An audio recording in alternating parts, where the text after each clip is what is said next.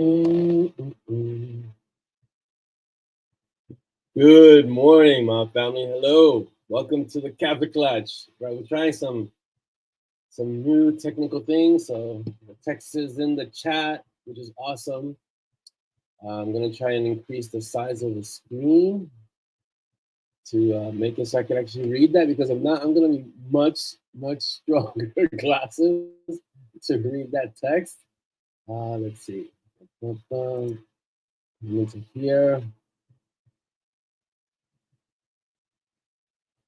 Okay, comments on stage and yikes. Okay. Hello, Enid. Okay, I got everyone on the side, but I also got you in the chat too, which is good. Okay. I think it's good to have you guys your chat in the text in the stage, as well as I need to be able to read it. So let me just say good morning to everyone. Okay, good morning, Chris Mendoza. Good morning, Enid. We had a little technical difficulty with Facebook. Sometimes it does that. It removes the StreamYard from the UI, and you can't get it on. So we kind of had behind the scenes kind of had to wrangle with that too. Good morning, Mary Beth. Welcome. Good morning, Paige. Hola.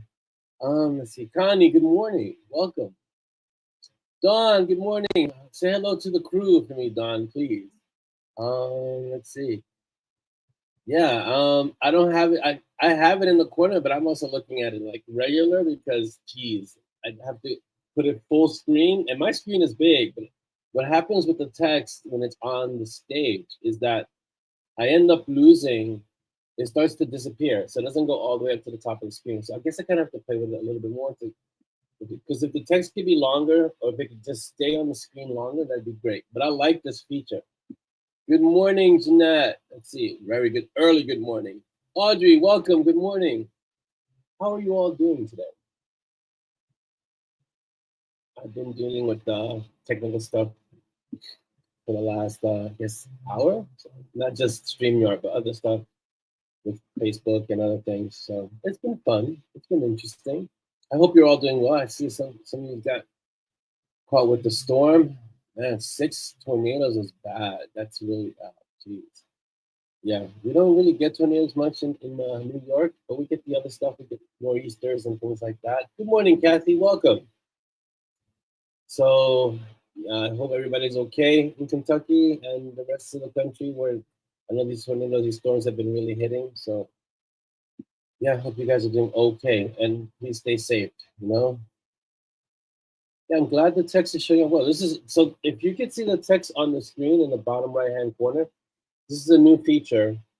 And if you see me looking away from the cameras, I'm kind of dealing with stuff here, and the camera's off to my side, I could kind of make it closer to me.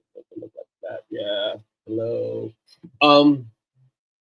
So this is a new feature. I'm kind of dealing with all the little bells and whistles, and StreamYard just added this new text on stage thing. You're on the right stream. You're in the right time stream, Dan. The awesome time stream, of course. So welcome everyone. Morning. It's been a really good morning. Been doing a lot of stuff. Got my training in early, so it's been really good. Really good. I haven't dealt with G flares much, which is fantastic. Yeah, Mother Nature's not fooling around. At least, I mean, I can tell you around the world this stuff is happening, but it's yeah. See, that's the thing, but it'll Page. Something I don't have to say what Page says because it's on the screen.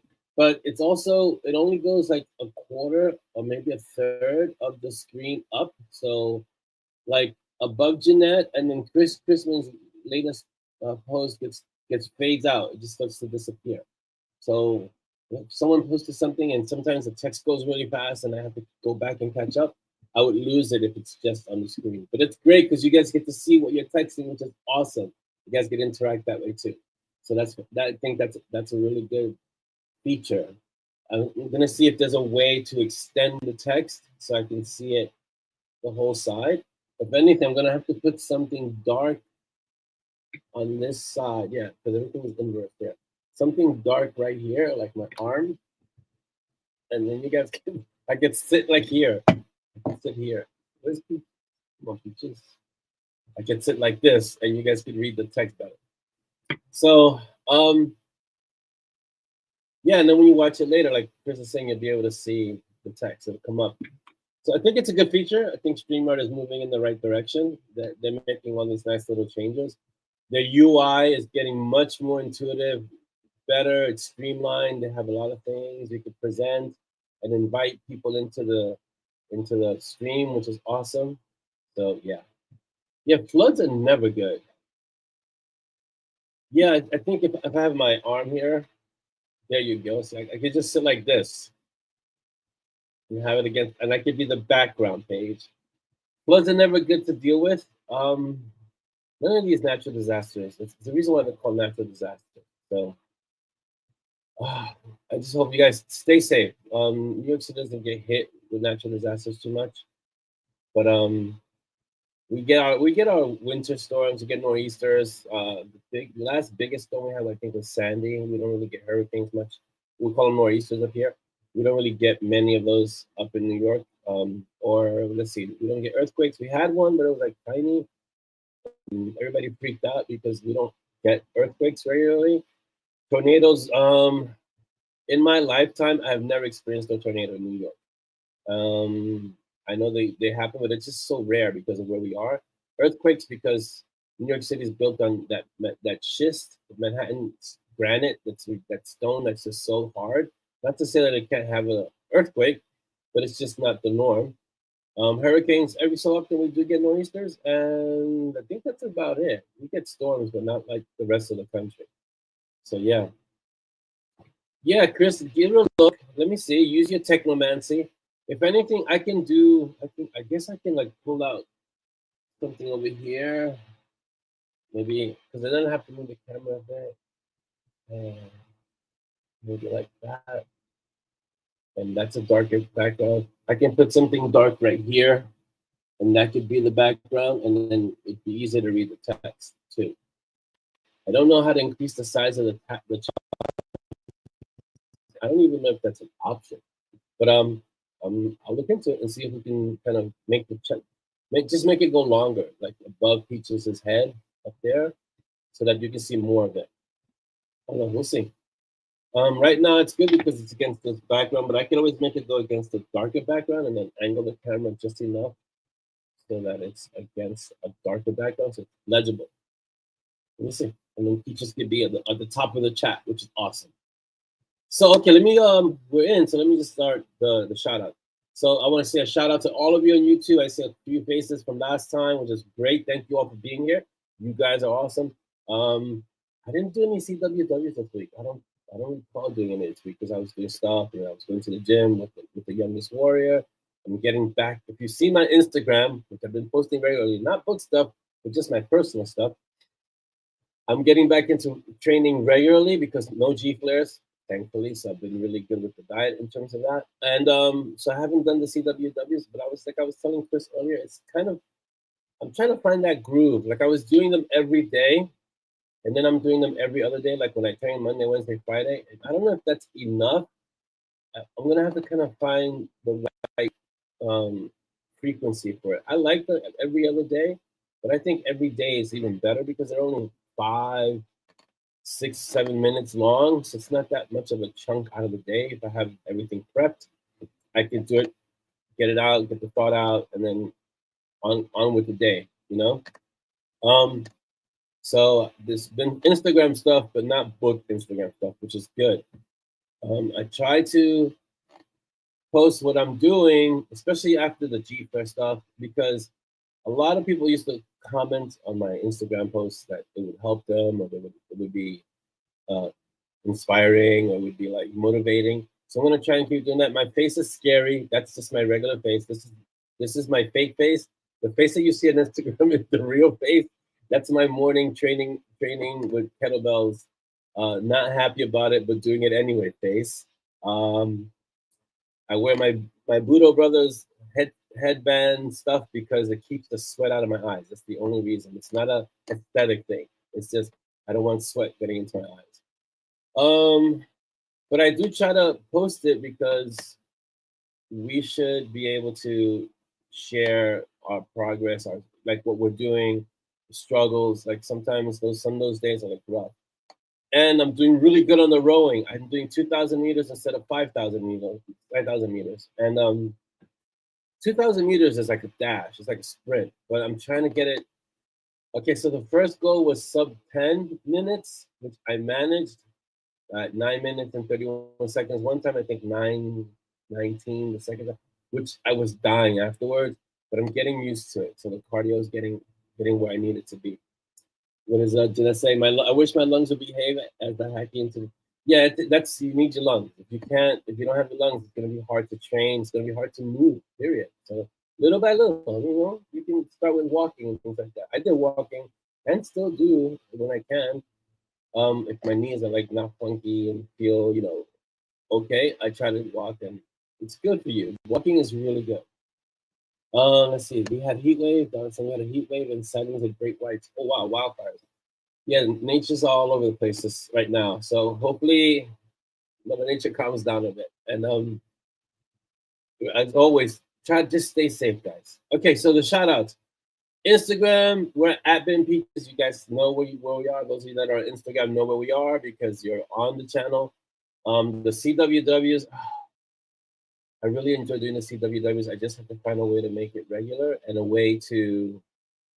The topics that I use for the CWW, the root of those topics is Stoicism. So I study all the great Stoics like Marcus Aurelius, Epictetus, Radiclus. This is so many of them, and they have so much material. I mean, you'd be surprised. I have years of material that I could do. I could actually do a post. There are books out there where you can do one thought a day if you study the Stoics because they have so many ideas that they presented to people. So that's kind of the base. And then I try to draw on my own life experience. And so if you look at the heading of the CWW, it's life, creativity, and warriorship. And I try to draw from those three branches to share content. I'm not that old. I don't, let me just put up thanks to Chris for the Instagram post. I'm gonna put it up right here. Let's see how much it covers. That's another thing to watch. See how much it covers on the screen. Let's see. It's gonna come up soon. Oh, that's good. They condense it. That's really that they really thought about this. So they condense the post on the screen so that it doesn't cover the chat, which is really cool. They really gave this some thought. So next time I'm working on getting down to push-ups. My weight work is slow. Yeah, little by little. Listen, when it comes to training, that is really a marathon and not a sprint. You cannot rush it, and your body will let you know how quickly you can go. So weight training is a battle of inches. It's just little by little. Consistency is the most important thing you're gonna use in your training. It's not working out one day, not training one day, and then training out a week later. It's trying to do a little bit each day and have big days of like moving weights on this day, and then maybe walking this day, and then moving weights on the next day, and then maybe rowing the next day or walking, little by little. And your body is an amazing machine. It adapts. It really, whatever you start doing with your body, it starts adapting, and then you can start increasing the load, or you can start increasing the weight, or you can start increasing the distance little by little. But your body is an amazing machine that way, and that you get subjected to these stresses, and it says, oh, this is what we're doing. Okay, we're going to get stronger. Or, like Chris is saying, working on flexibility and stretching, oh, we're going to get more flexible. And little by little, if you're consistent, which is the key, and not just in training, but in life, right? If you're consistent, your body, you start seeing the results of that. But the key is the consistency. Let's see. Good morning, Marie. Welcome. No, you're not late. You're here. That's what matters. You're here, and that's what's key.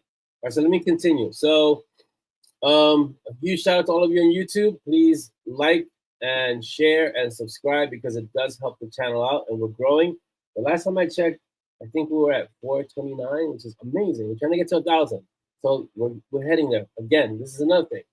It's a marathon, and that whole thing about being consistent.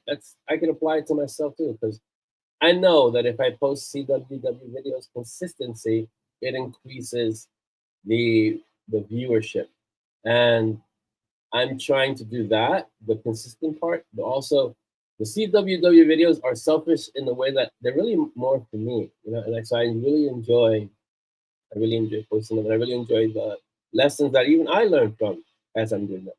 But the key, like anything else, is that consistency, right? Don't forget, we have a Zazzle store. I'm going to put the post up now. Thank you, Chris, for the links. Let's put this up. So we have a Zazzle store. We have swag. It'll take a while because, you know, but it's much better than before, and I rebooted everything. So we have swag. So don't forget to go to our store. That's the link, the reference link, and get yourself some swag. I've heard from a little birdie that in the background there's a shirt like we support indie authors and all these other shirts that are in production, way out, but they're in production. They're there somewhere in the back. So don't forget to go get your swag on our Zazzle store. It's really, really important. It's really, really awesome. I'm not. Oh, I'm wearing swag. This is my old M&S hat that it's really broken in. This is my favorite hat now. I wear it every day because this is my driving hat. This is my daily hat, and this is the first. This is the other M&S hat that's still in the process of breaking in. You guys can see it, and it. This is the one that the first one that's like, oh, perfect. It's broken in just perfect. Let's see what else we have. Oh, Patreon. So I'll tell you when I get to the updates, I'll let you know. So, but Patreon, go sign up. You can get signed up for free. You can increase your tiers as you go along, and you'll get access to stories. They're exclusive stories. I'm working on a secret story just for Patreon. I can't tell you what it is yet because it's so secret. This is like secret, top secret. But it's going to be a serial series, I guess, or serial story only for Patreon. So it's not going to be like you guys get every 3 months as a story. This is going to be a series dedicated just for Patreon. And I want you guys to read it, but you have to be on Patreon. But this is just for the Patreon patrons. I can't tell you much more because it's going to be really, really awesome. I can tell you this much. It has to do with the Morrigan's man. And if you know that reference, you know what I'm talking about. So go to Patreon, sign up. You can sign up for free, and then you can increase the tiers as needed. And I'll let you know when that story comes out. You'll know because we'll start talking about it. But it's on Patreon and things like that. Let's see. Chris says, I like it because I don't have to say who says what now, because you guys can read it. And like Chris said, the key is to keep from getting worse. You really want to maintain a baseline so you don't get worse. I'll tell you an example of that. I took the warrior to the gym last week, and he does deadlifts on one of his days. I said, I wonder what my deadlift strength is now because I haven't done a deadlift, I think, in years at this point. So I said, let's put on some plates, right? Because when you move the kettlebells aren't really deadlifts, but the swings and a lot of the movements simulate deadlifts.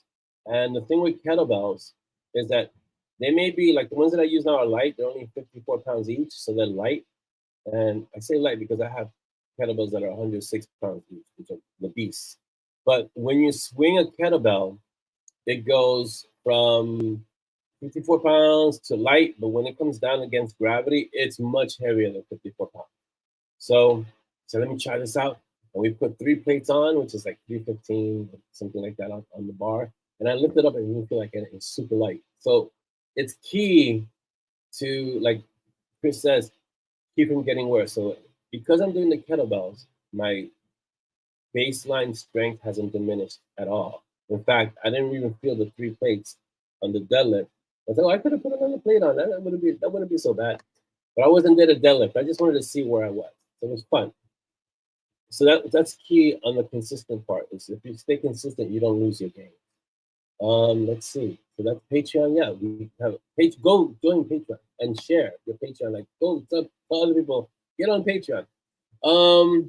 We're also on Binge Books, Bebo. I haven't mentioned Bebo in a while, but we're still part of Bebo. We call it Bebo because it's Binge Books, and so go there, sign up, follow me, and if you find the books, just leave like a quick review, social proof, which is awesome. Please do that. That'd be excellent. All right, what's in that? Those are the I think that's it for now. Yeah. I'll promo the new authors later. We don't have new authors this week, but we always. I mean, you know what I'm going to say. We support our indie authors. All right, let me hide this. All those links are in the mob, and you'll find them after the show. They're there. I think they're there permanently. You put them up there. You can always find them. Jeanette says, my physical trainer is also working on training me to failure. It's okay to do your best and fail and to stop before I quit. Training to failure has its place. You have to know how to do it. It's a good thing that you're doing with a physical trainer because you can hurt yourself training to failure. Paige says, my training is mostly leg presses off the couch, followed by squats down to the couch. It's still an exercise. I mean, the couch part is kind of cheating, but you're doing leg presses off and you're squatting down. So the actions are still in there. Yeah, Chris, it takes a while to break inside. This hasn't broken in. This is a few years of breaking in. And you can tell from the color that it's like rusted brown. And it started, I'll show you the difference. It started like this, black, and now it's like brown. So there's a few washings in there, few walks, sweating. Yeah, so it takes a while, but once it's broken in, oh my God, it's like perfect. Yes, it takes a while. Let's see, Jeanette's lung issue with bronchiostasis or bronchiotasis, which means I do need to keep on the preventers. Yeah, but the lung issue is something you have to always keep watch of because you need your lungs, and it's important. Just take the meds that you need, but training is important too because it increases your capacity, which is important.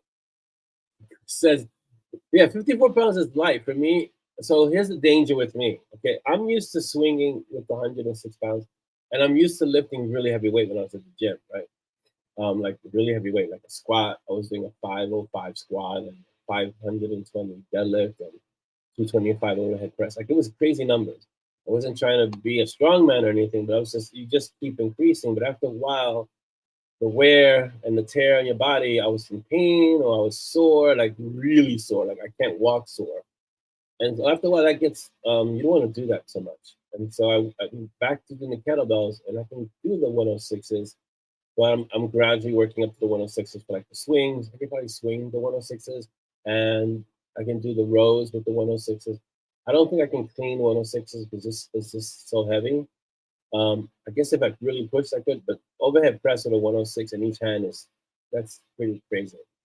And the movement with a kettlebell is much different than the movement with a barbell, so you have to be really careful.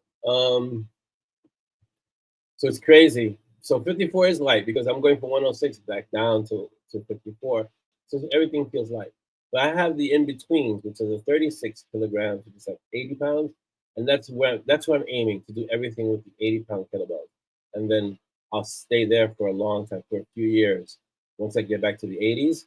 And then I'll just work like patterns and forms and programs with the 80 pounds. And every so often sprinkle in the 106s, you know? So yeah, kettlebell speech to text comes in as cannibals, and that is definitely the most MS thing ever. Cannibals. I work with those cannibals, and I fling them around. That's because that's after dinner, my leg squats slide off the couch to the floor, and you say, "Well, now you're doing floor work. That's okay. That's good, you know." Lungs are a muscle, and you can increase the capacity. Think sponge dive. Yeah, sponge. I don't think you mean is it sponge divers? Because that just reminds me of like SpongeBob for some reason. Yoga 3-step breathing. Yeah, even the Navy SEALs have that 4-step box breathing. Where you inhale for 4 seconds, hold for 4 seconds, exhale for 4 seconds, hold for 4 seconds. That is an incredible method of breathing, and it takes a while to actually. It doesn't seem like a lot, like 4 seconds. You do that breathing method a few times, you'll see how taxing it could be. That box breathing it takes practice, and you increase your capacity to do it. Yeah. Marie says, I'm still at that liminal stage of watching them and wondering whether today's day I put down the book and pick them. I've had days like that, Marie. Don't feel bad. We've all had. I think we've all had days like that, except that now I pick them up, and it's not a conversation anymore. I just pick them up and do it. It's the same thing with the rowing machine. So I had the rowing machine there for a while, and it just looked like some exotic sculpture because I stand it on its end, and it's tall. It goes almost up to my ceiling, so it's sitting in a corner. And if I don't use it, it just looks like, oh wow, that's like some neat sculpture, like some really cool art that you've got in there. It's not what it's supposed to be. It is not that. But there are days when I look at it and it's just art, and I say, no, I gotta get that thing on the floor and start rolling. So I've been getting it on the floor and rolling. Jeanette says training to fail is only done in person. Yeah, only in person. But part of it is also how to get comfortable working to fail in training to help me deal with my fear of any form of failure. It's key. Training to failure. I'll tell you the one thing that I do training to failure, there's only one aspect of my training that I do training to failure, which is my push-ups. And the push-ups that I do are different from the usual full range of motion push-ups. I do half-ups. So I use two kettlebells, and it's like having a dip. I go all the way down. And then once I'm all as low as I can go, I start doing push-ups, like half push-ups. And I train those to failure. So right now I'm up to like 170, and it's until I can't go up anymore. And so that's key because it's not so much a physical thing. It's really, like you said, it's the fear form of it. It's a mental thing. You're pushing your body to the point where it can't go anymore. And all you're trying to do each time is do one more the next time. So like I started with 100. Actually, I started with 70 and I died. I ran out of gas. The first time I tried, I got to 70. I ran out of gas. I was like, what the? I used to crank these out like nothing. But if you don't do them regularly, your body says, well, I guess we're going to relax. We're not going to do this anymore as much. So we're just going to diminish a little. Now I'm up to 170, which is amazing. But again, it's that consistency. And you got to get over that failure part, which is like, I'm not gonna be able to move anymore. I can't. My muscles there's nothing else. Then try to get that one more, just one more, and that's what it is. Yeah. But it's work, and training to failure is a good mental thing. But you always got to do it safely. And yes, when you're in person, that's really important. Really important because I've seen guys hurt themselves ego lifting because they train to failure and then they get stuck.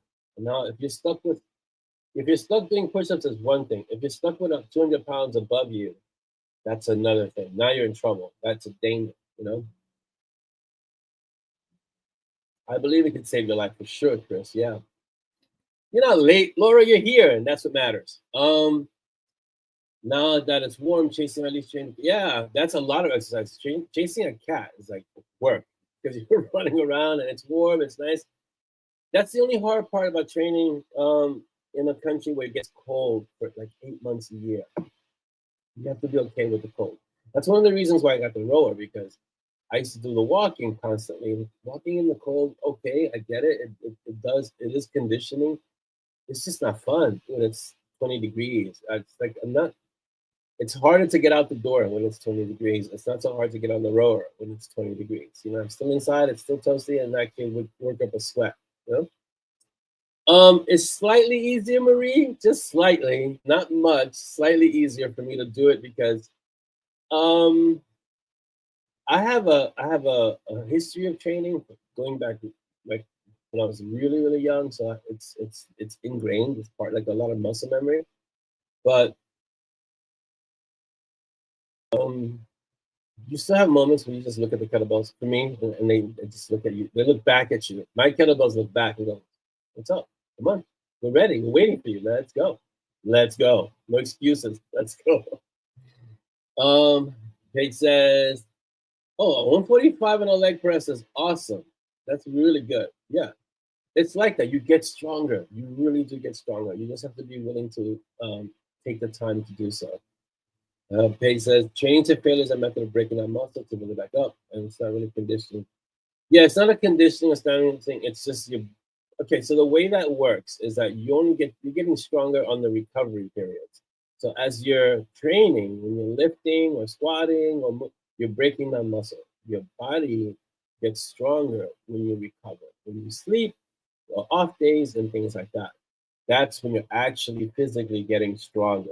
So when you train to failure, you're taking it. What you're doing is putting your body under some extreme stress to create more building on the off day. So you only get strong. You don't get stronger in the gym. It's interesting how people think about it. You don't get stronger in the gym. You get stronger outside the gym.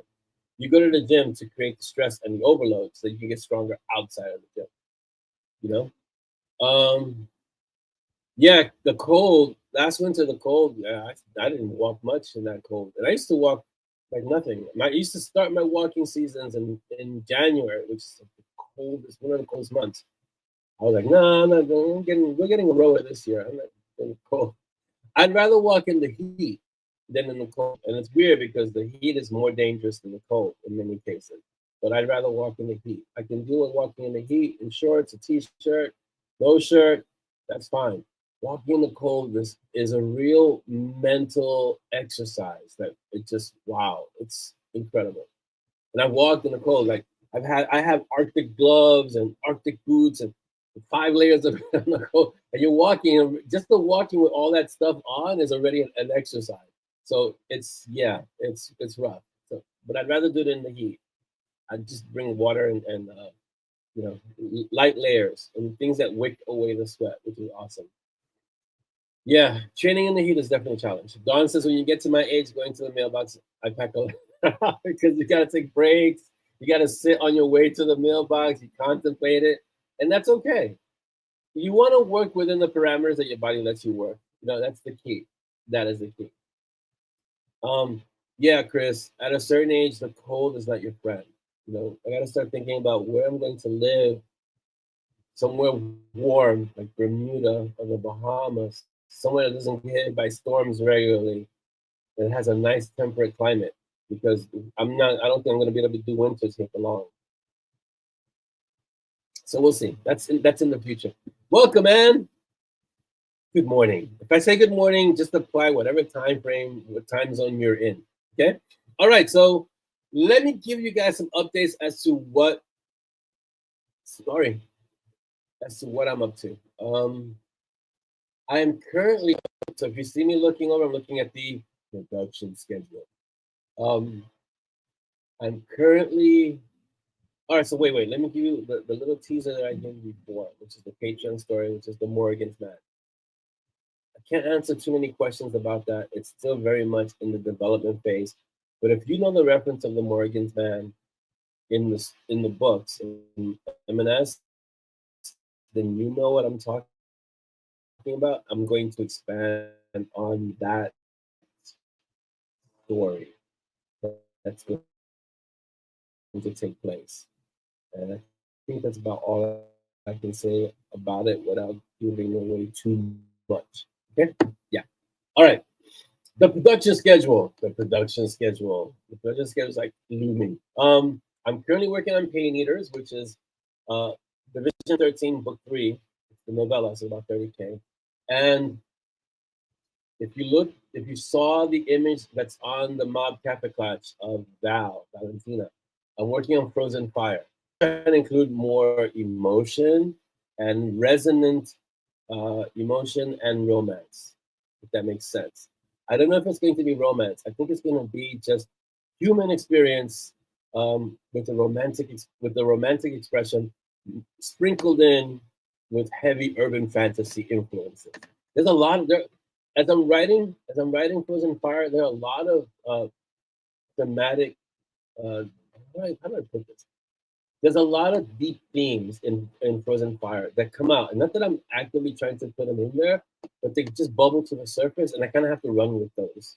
You know, like it's like dark mages are being killed. She's trying to stand up for dark mages, but she's got to deal with the past that her grandfather was a murderous dark mage, and dealing with the stigma of that, and being hunted because of that. So dealing with like her family's past, and now she's going to be dealing with Xander, and Xander's an enforcer, and he's like the enemy, the antithesis. He's a directorate mage, and he's the enemy of what dark mages stand for. And so, should she hate him? But is she going to end up being okay with him? Should she save his life? But she also kind of condemned him to being. So it's a whole bunch of stuff happening, swirling all around, and it's really interesting. So I kind of have to ride these thematic waves as they happen, which is crazy. Let's see. Marie says, I'm with you. I'll take summer heat over shivering. Yeah. I don't mind the cold. See, the thing here, and here's the little paradox. I don't like walking in the cold, but it doesn't bother me because my body runs hot. Like I could be sitting, if it's summer and I'm just sitting, I'm not doing anything. I could be sitting, I'm drenched in sweat as I'm doing nothing. I could be just sitting, looking at a screen, and I'll be sweating. In fact, I have a Wuzu fan right here. It's on right now because if not, I would be sweating right now. So my body runs hot, which is why I don't mind the winter. But I'm just not a fan of just walking around the cold. Um, so I prefer the heat in terms of you know temperature, but I also have to deal with being my body running hot. Yeah. See, so Chris, you like Dolly? Dolly's cool. She's like, when she puts her feet on me, and it's like, ah, what are you stick your feet in the freezer before you come to bed? What's going on here? So yeah. Jeanette says, at least if it's cold, you can add more layers. When it's hot, you only strip down so far before somebody's clutching cold. Yeah, that's a problem. I'd still rather deal with in terms of that, like where my body is. I'd rather deal with the cold because my body actually likes the cold. It's a strange paradox that I live with. Yeah. Audrey says that's why I live in Northern New York, only about 3 days in a night. Yeah, Northern New York is cold. Like the boy goes to school in MA, and it's always like 10 degrees colder up there. So Northern New York runs cold, which is if you like the cold, it's perfect. You get snow. Buffalo gets crazy snow, and so in the winter you get hit with a lot of snow, and it's just really cold up there. And so if you like that kind of stuff, yeah, it's perfect. And it says my body runs cold all the time. Yeah, well, and that's what makes us interesting. We have all these different kind of things happening. All right, so I'm currently writing. I'm in the middle of paint. I'm not actually. I'm in the middle of Paint Eater. I'm actually in the last third of Paint Eaters. So Paint Eaters is going to be done by the end of this month, and Frozen Fire is supposed to be done by the end of June or the middle of June, somewhere around there. I think it's the middle of June, middle to end of June. Because then the next projects that I'm starting are Brew and Chew and Deadeye. I'm so looking forward to Deadeye. I'm gonna put so much time into. Not that I don't, but there's something about this book Deadeye. There's a lot of things that have been leading to Deadeye for a long time, and as I discussed in the mob, that the whole thing about going back and undoing a choice that you've done comes to a head, and then Shadow Company comes back. Not that it's ever gone away, but Shadow Company comes back, and it's like, whoa, that's gonna be interesting because it's not the same Simon that they were dealing with before. Simon has changed drastically, so it's gonna be interesting. Also, Dira comes back in this book, and so because she's been, she still wants to be the successor, so she comes back, and that she's gonna meet a completely kind of different Simon, and that's gonna be a bit of a shock and surprise. It's just gonna be a fun book. I'm gonna have a lot of fun writing it. I mean, I have fun always writing M&S and every other story, but there's a particular joy and excitement and fun to writing M&S. It's an interesting feeling when I write M&S. It's just like putting on your favorite sweater. I think that's the best way I can describe it. Or getting really comfy, like your favorite pajamas or your favorite shoes, and you just settle into that, and it's like you just have this kind of sense of like, yeah, this is perfect, you know. So I saw that, Marie. Dolly's watching. So you're watching it. So M&S is just something that and it's funny because M&S was not the first story I wrote. Obviously, you guys know this.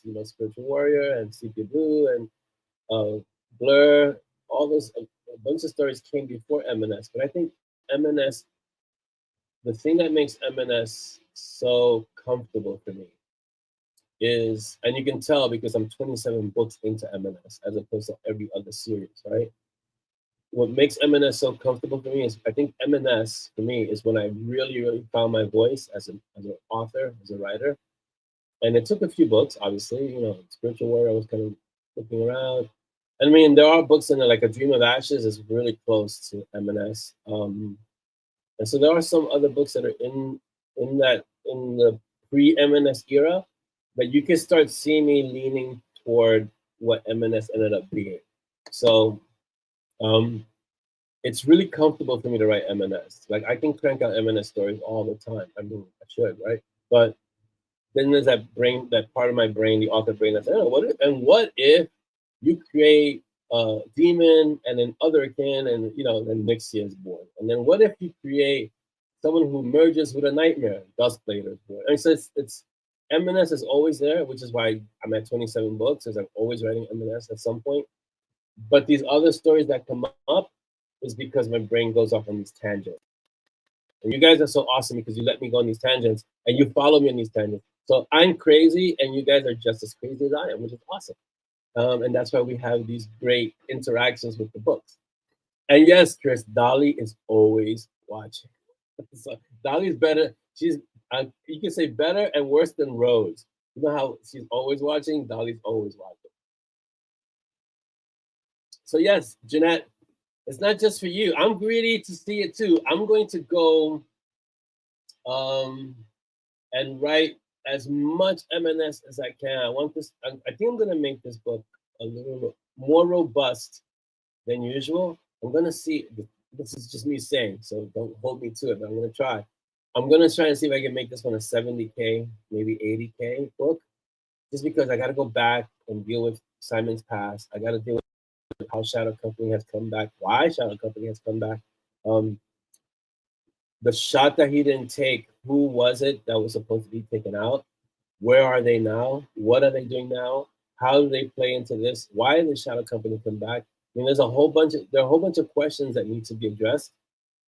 And who are they going to unleash to deal with the new Simon, the Simon that's now called Deathless? And that is going to be interesting because you can't just have a regular Shadow Company operative come and deal with someone who's cursed alive, bonded to a hellhound, and a brother to a mage. That's not going to fly. They're going to have to pull out all the stops if they want to kind of challenge Simon. So that's going to be so much fun because Simon is now, I don't want to say he's less snarky. He's not really less snarky, but he's maturing and it's about time. I mean, I think you all can agree that it's about time, right? So, but he still has the snark. He still has that kind of the attitude. It's just getting a little bit more refined. He's growing up a bit.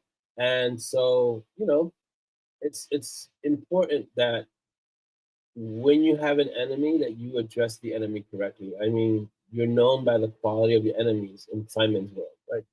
So Simon has a choice enemies coming after him. Dahlia's lucky she has Monty and Simon all rolling. Yes, she does. She has both of us. I can be as bad as Monty sometimes. I really can be, and I can be as snarky as Simon. All my kids are snarky, and then when they hit me with the snark, I'm like, "Where did you learn?" And then I just shut up because I know where they learned it. Because sometimes the answers I give them, it's like, really, and so they know they've learned, they've picked up because kids pick up everything. I sometimes say things to them and they just go, and they just give me answers that I'm like, I'm about to say something. Like, nah, better not, because that's my doing. So I might as well not. Yeah, Jeanette, I think Deadeye is going to have legs for sure. And right after Deadeye, coming right after Deadeye is the Gira centered story, which is Nemesis, and it's dealing with the. I'm sorry, I don't want to spoil it for you guys, but I'm just really excited to share with you.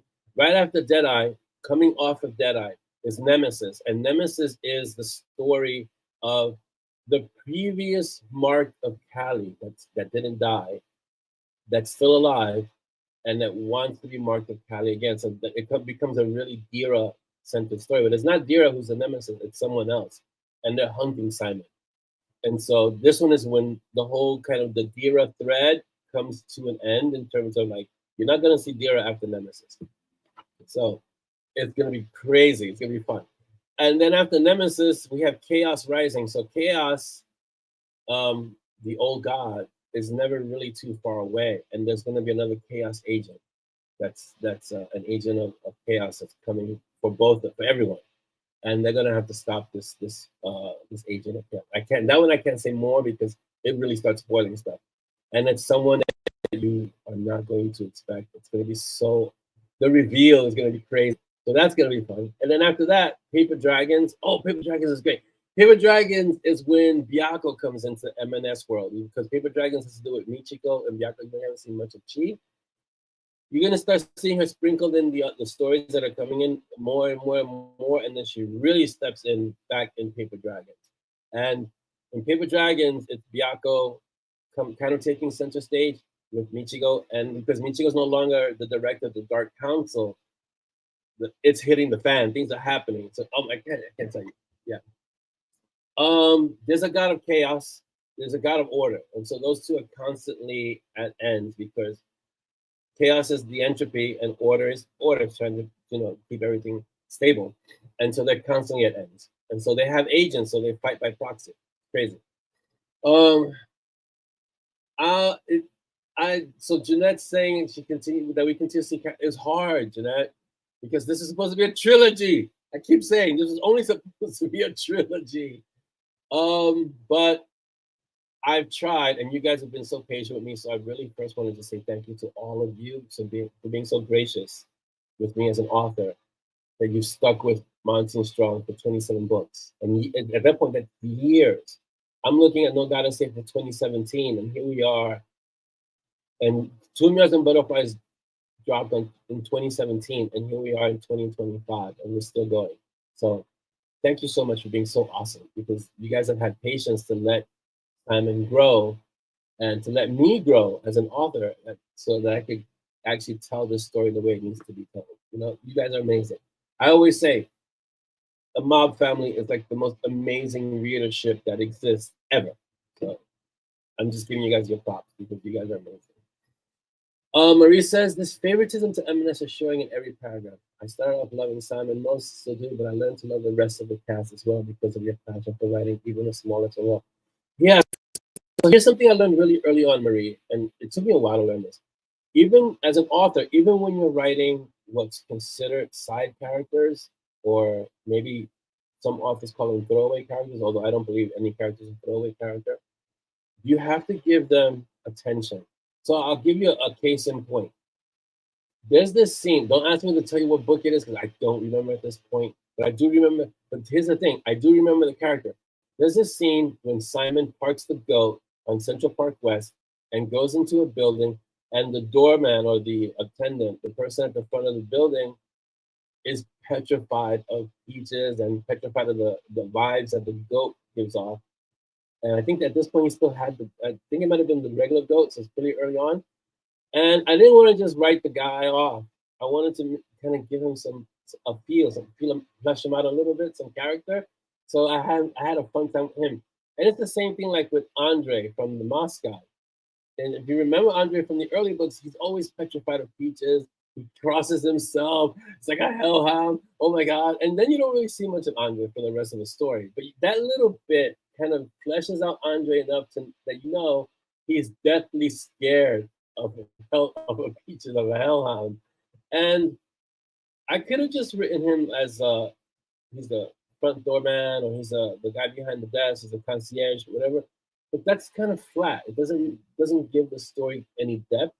And I try in every side character, no matter how small their part might be in a story, to give them a feeling of three-dimensionality. It's really important. And so when Simon interacts with someone, like even if there are these moments like when Simon and Monty are in a restaurant, and then enemies come in and they have these conversations, but the conversations are so great because, first of all, Simon is Simon, and the way he speaks is the way he speaks. But the snark comes out, but the answers that he gets back, like when he was dealing with one of the Gorgon sisters, right? Again, don't ask me to tell you what book it is, because in my head, it's one long story, right? But one of the Gorgon sisters is the bodyguard for Piero in this really upscale secret restaurant. And that little interaction between Simon, Monty, and that Gorgon sister was so much fun to write. But you haven't heard about her since then. But it's things like that are just great to write. Side characters do get, like Chris is saying, side characters give the story life. It's really, really, really important and really key to make sure that even your side characters, and I'll give you a case in point. I've had side characters take on a life of their own. I'll give you an example. Iker. Iker was a side character. Iker was what I considered a really cool villain type character. Excuse me. That you're only going to see after he faced Michiko, and Michiko was going to dust him, literally. He was going to die. Iker went on to be one of one of my favorite side characters come to life in their own story. Same thing with Byako.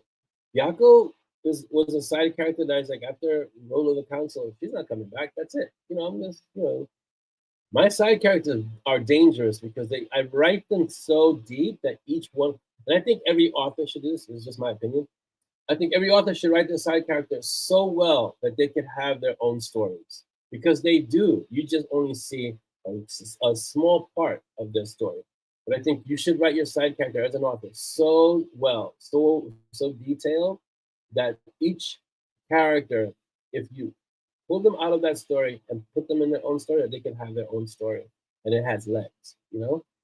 So I agree, Jeanette. The side characters make the foundations of the world stronger because it starts to feel like the world is populated by living characters, right? I'll give you another example, and I have tons of these. Um, the the the Valkyries, the Dark Valkyries, right? The Midnight Echelon. So they are all just whenever they're in the story, they steal their scenes. They just anytime I'm writing them, like Braun or Maul, they just take the scene because they're just so amazing to write. I can write a story with just them, just they being the centerpiece of the story because they're just so much fun to write. And there's a rich history, like where do Dark Valkyries come from? Is this endorsed by Odin? And why are they free? And why are they allowed to help Monty and Simon? And all that stuff, which comes up later on. Not in the list that I have.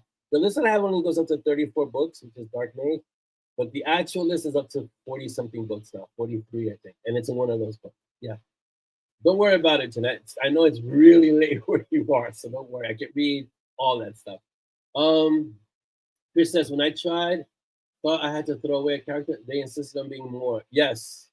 I'll tell you who insisted. I'll give you another example because I have tons and tons of examples. Bug. Bug was supposed to be background, side character, foil for Porter. That's it. She's one of the few who was so in my face about you better tell my story or you have to give me more time. That she ended up in the trilogy of the Gatekeeper, she ends up with her own book because Porter gets kidnapped. And the only way I could give her that story, that second book, The Way of Bug, I had to create a way. Imagine. The only way I could do that was to get Porter kidnapped so that she could take center stage. That's the only because the character demanded a story about her, and even then she was just like she just took over, and she took over the third book too. Even though Porter is in the third book, it's still all those stories are like Bug's stories. Really, it's incredible. Yeah, they should. The Valkyries are amazing characters, and I like the way they deal with Simon because they see his potential and they respect him. And of course, they've dubbed Peaches the Mighty Peaches, which is phenomenal. And it should be like that. It's like incredible. So when I write these characters in every story that I write, in any story that I write, it's always like, wow, you gotta make sure these side characters actually because they have to kind of be on par with the main character without taking away the main character's attention. So it's really key. It's really important. So if you're an author or an aspiring author, but I'm not crazy about the word aspiring, if you're an author, writer, make sure your side characters breathe. Make sure your side characters are alive. Don't just make them cardboard cutouts or flat. Make sure that they're interesting. If and this is something I learned early on. If the character has a speaking part, make sure they're interesting. And even if they don't have a speaking part, make sure they're interesting. Like I had Elias Hearn, who was just was just a bodyguard in Haven watching Monty, and he ended up being so much more over time. That's how it happens. So yeah, make sure your characters, make sure they're like real people, because in your head they are, right? Like writer, lunatic, obsessed. Keep to imaginary friends isn't a working job title yet. So yeah, that's what they are. And like Marie says, a cat is never just a cat. All right, I'm gonna get to the questions because my God, it's 12:25. I don't know where the time went. Sid, I blame you. All right, here we go. Questions, and I can see your comments, so everything's kind of even getting more and more interactive, which is awesome. All right, Orlando. First question from Chris Kisman, and my usual caveat is, you guys, thank you so much for the questions. You guys are amazing. I appreciate you for the questions always. And they do add another dimension to our MoB Kaffeeklatches. All right, Orlando, do you put on the left shoe or right shoe first? Left shoe. Let me think real quick. Yeah, left shoe and then right shoe. Almost immediately right after. But yeah, left shoe first. I always stick my foot in the left shoe, right shoe. Yeah, left and then right. Interesting question. I never really gave that thought. But yes, left shoe first. But then I put my pants on, right leg first. Interesting, because now that you made me think about that, I always put the right leg in first, then the left leg. Crazy. All right. That's a great question, Chris. It's never. I've never really given that thought. It's an unconscious thing. Next question, Jeanette. Orlando, with your storytelling now, crossing a number of genre lines. Are they crossing genre lines? They all kind of seem like urban fantasy with a mix. You know, what difference are you finding in the writing process? I don't. The only book, and I've said this before, the only book that impacts my writing process strongly is Night Warden books, which is why you only see 3 of them. Even though the characters are all over the place, like Gray makes cameos everywhere. But every other book pretty much has the same writing process in terms of how I write, how often I write, how I approach the book, how I outline the book. It's pretty much the same in terms of no matter what the genre is. And I don't think I deviate too much from urban fantasy.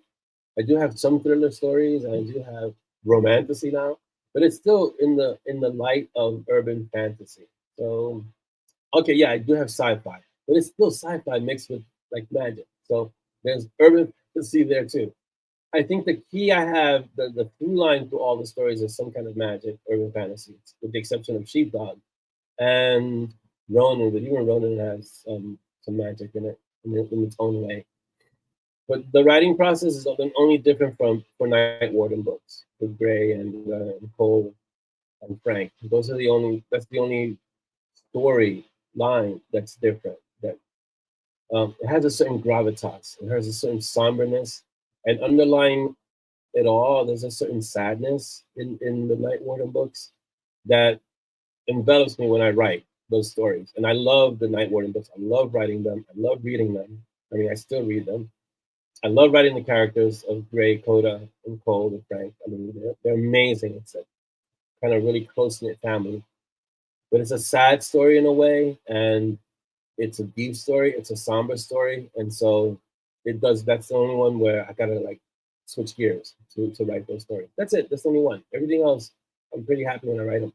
Especially M&S. M&S always has a lightness to it, which makes it easy to write. If I had to compare the stories, M&S is the light side, and Night Warden is the dark side.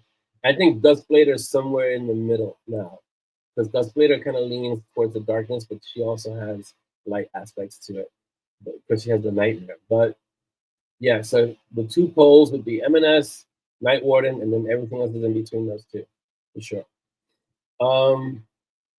Let me see. I gotta keep it with you guys because I'm looking at the questions. Klatch is clatching. Yes, the klatch is always clatching. More on Cecil, please. Cecil. I think Cecil's another one that's gonna need his own story, like a novella of some kind.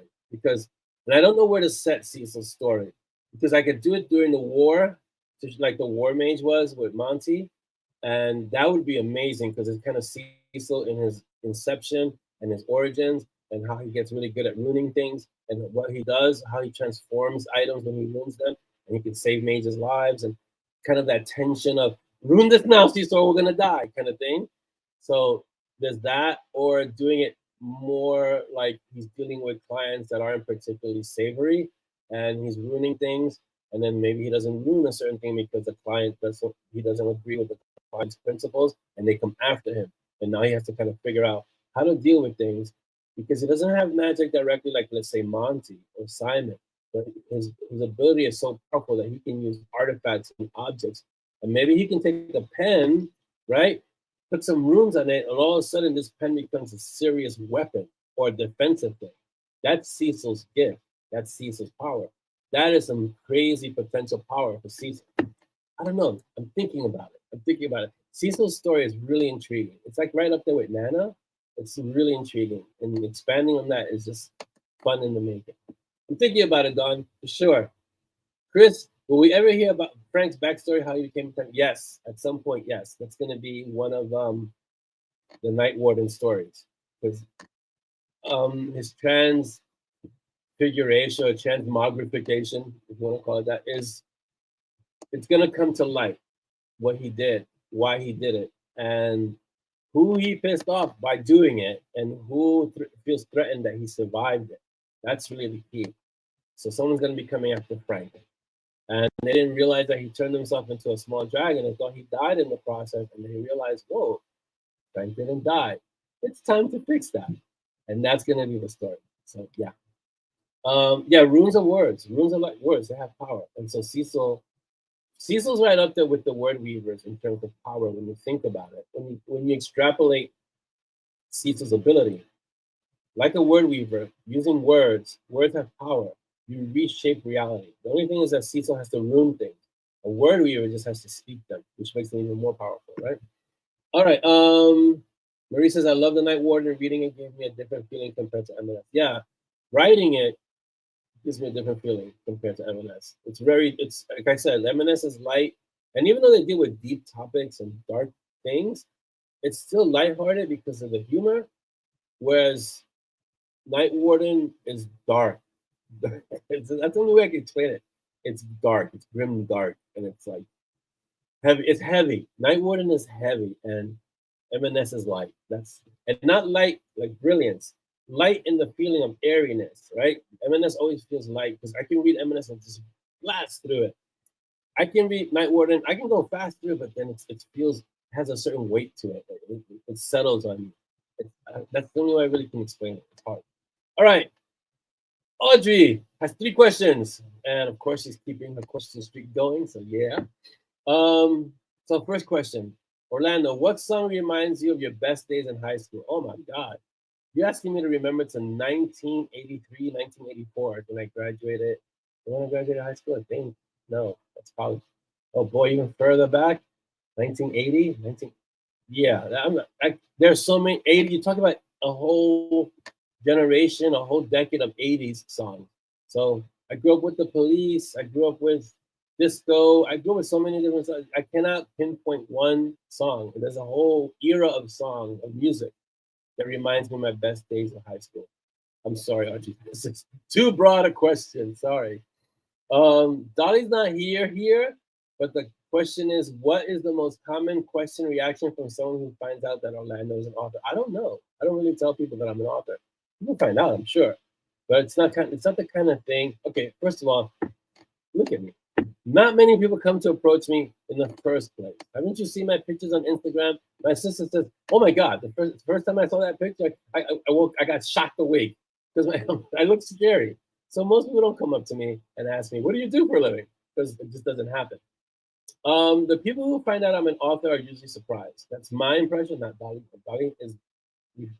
Dolly can reserve her answer to the question, but most people when they find out I'm an author, it's kind of a weird surprise because they don't expect a person that looks like me to be an author in terms of big. When I say I'm a martial artist, they go, "Oh yeah, that makes sense." When I say I'm an author, huh? What? There seems to be a disconnect.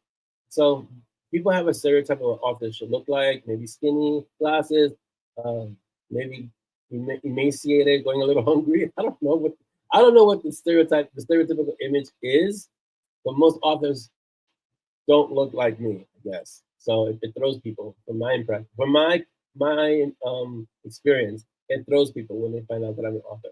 I don't know what Dolly's. She'll answer her when she can answer. Orlando, which book or part of a book do you have the hardest time writing?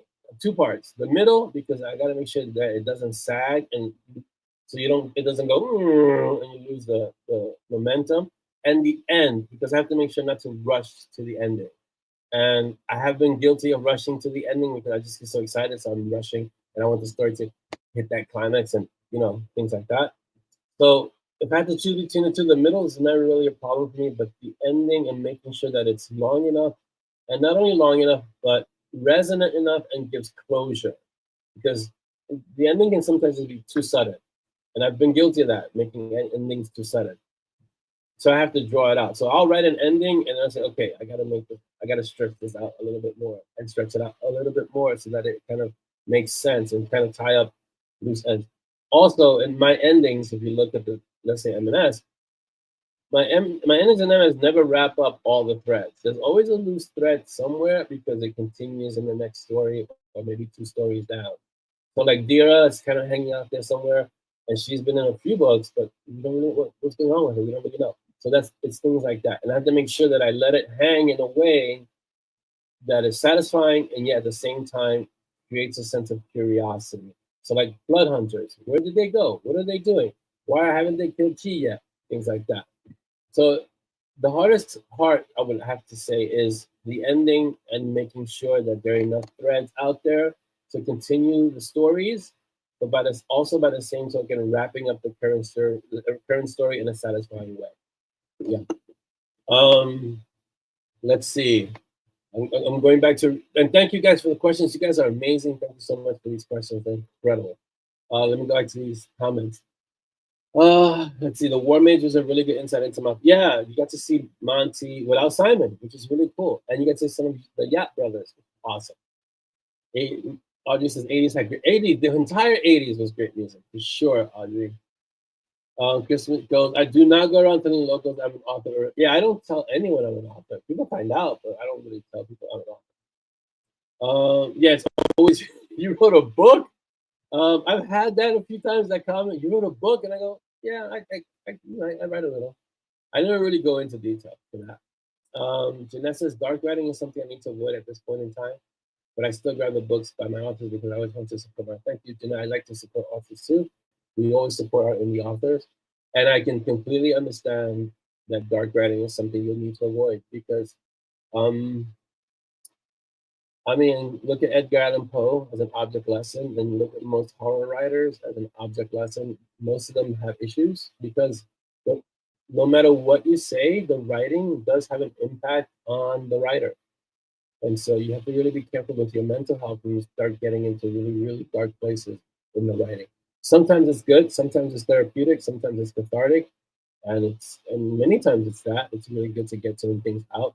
But sometimes I think I put up a quote by a writer recently where I think it was Haruki Murakami, where you can go into that dark basement, but he says it in the quote, it's dangerous. So you have to be really aware. Go in with a big flashlight and a rope to pull yourself out if you need to, because you get into that darkness and it can be overwhelming. Like the whole story of Gray, the character, is that he's a mage that's dying. And the only way that he's still alive is because he bonded to a bloodthirsty sword that keeps him alive. That's dark. You know, you're starting from a dark, dark place. So writing could be exhilarating, it could be invigorating, it could be therapeutic, it could be dangerous too. So you have to be really careful with that. That's all. As long as you're aware, as long as you're going in with your eyes open, that's key. The problem arises when there are writers who want to write certain subjects or certain topics and don't realize the impact it's going to have on their lives.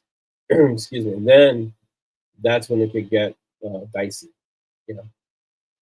Oh my God, it is time. All right, books and covers. Let's see. Dark Glass comes to mind for the abruptness. Yeah, there are a few that I'm guilty. I admit it. I'm guilty. I own up to it for sure. Writing and ending is like life. Maybe this trip week is done. There's so much coming. Yeah, exactly. That is a great quote. That is a great quote. Eyes once open. You want to listen. You want to go in. You want to go in with your eyes open. There's a basement. Every writer has one. There's a dark basement somewhere. You got to go into that basement sometimes to get the stories. It's dark. It's dank. It's scary. It's creepy. It's full of critters you don't want to encounter. But you got to go with your eyes open. A powerful flashlight to shine in all those corners. You get your story. You get in. You get out. It's like guerrilla warfare. You don't linger there. Yes, you know that the basement is there. Yes, you know that it's dark. Yes, you know it's full of secrets and things you would rather not face.